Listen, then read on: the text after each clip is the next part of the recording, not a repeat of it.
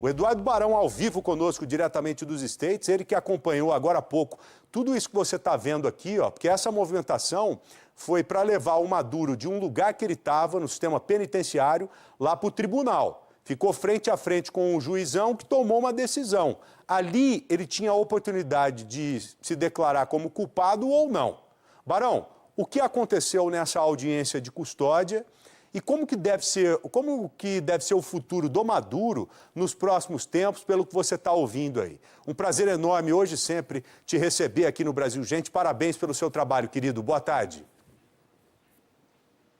Olá, Joel. Boa tarde para você, para todo mundo aí no Brasil. Sempre bom estar contigo. Exatamente. A gente acompanhou há instantes, né, o Maduro nesse tribunal, o Tribunal Federal, que fica na parte sul aqui de Manhattan. E ele teve frente a frente com o juiz que leu as 4 acusações que tanto ele quanto a esposa, Cília Flores, estão respondendo agora aqui na Justiça dos Estados Unidos, entre elas de narcoterrorismo. Maduro se disse inocente e falou mais, Joel, disse que é inocente, é um homem decente e é o presidente da Venezuela e se considera um prisioneiro de guerra. O juiz explicou que nesse momento não é ainda o início do julgamento, ele marcou uma nova data que é o dia 13, ou melhor, 17 de março. Então, de hoje até lá, o Maduro vai continuar nessa penitenciária federal, no Brooklyn, aqui em Nova York, com a esposa dele. Então, os dois vão continuar por lá, até que o processo legal aí comece por aqui, Joel. E, evidentemente, ele vai poder tentar, né, se livrar. Mas a situação de Maduro é muito complicada pelas acusações que foram colocadas pela Promotoria Federal aqui dos Estados Unidos. Joel. Ô Barão, pensa comigo. Se ele for condenado, nós estamos falando de uma pena de mais de 30 anos. Principalmente falando de Estados Unidos. Prisão perpétua. Sim, prisão perpétua. Então, ou seja, na prática, o Maduro não deve sair nunca mais dos Estados Unidos.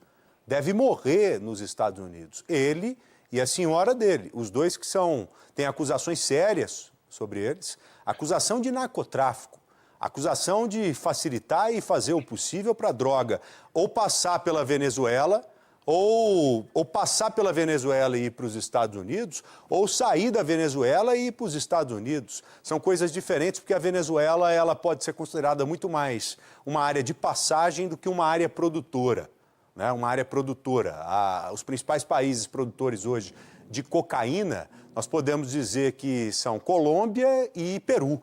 Colômbia e Peru. A Venezuela não necessariamente produz, mas é importante dentro dessa logística, importante desse posicionamento geográfico. E as autoridades norte-americanas levantaram algumas provas que mostram que o Maduro, o senhor Maduro e a senhora dele sempre atuaram nesse sentido, além da corrupção como um todo interna na Venezuela, algo que ninguém questiona, né? Se tem um ditador, esse ditador está aqui. Nós, nas últimas eleições, mostramos o tempo todo que as eleições, muito provavelmente, foram fraudadas.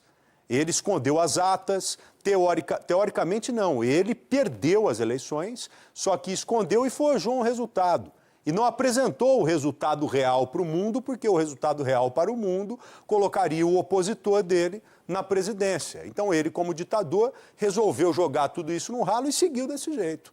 Foi questionando, duvidando dos Estados Unidos, do Donald Trump, tá aí, ó. Os caras foram buscar o sujeito lá dentro. Agora, ô Barão, aquela história das pizzas, eu me prendi muito às curiosidades, sabe? Principalmente a tecnologia dos Estados Unidos, os caças que foram empenhados, aquele ataque cibernético, coisa que a gente vê em filme mesmo.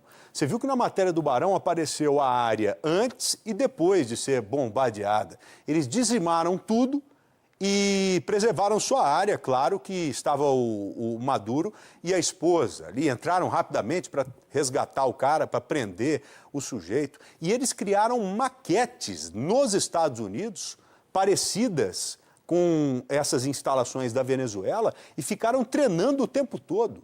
Você imagine só um nível de treinamento para uma ação como essa. E nada saiu do script, pelo que eu vi.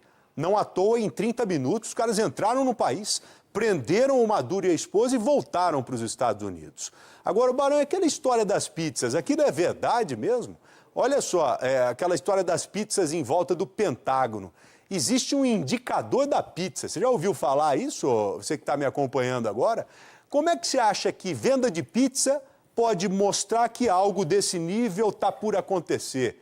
Isso é fato mesmo, Barão?